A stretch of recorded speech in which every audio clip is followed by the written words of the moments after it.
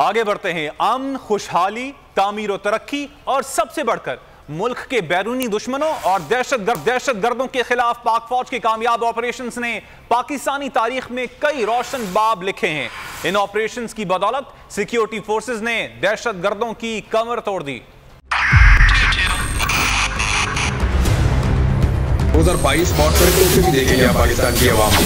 पाकिस्तान की आवाम को एक तोहफा ये दिया कि आवाम को पता चल गया कि पाकिस्तान का मीडिया क्या है। साल 2022 में सबसे ज्यादा देखे जाने वाला चैनल बोल न्यूज रहा नंबर 1। हमने बहुत सारे शोज और ट्रांसमिशंस की। पूरा साल मुसलसल जदोजहद में निकल गया कि ये वोट ऑफ कॉन्फिडेंस के पीछे कौन लोग थे। तोड़े रेटिंग के सभी रिकॉर्ड। सोशल मीडिया पर भी सबसे ज्यादा तेजी से 2.4 बिलियन व्यूज का संगे मील अबूर किया।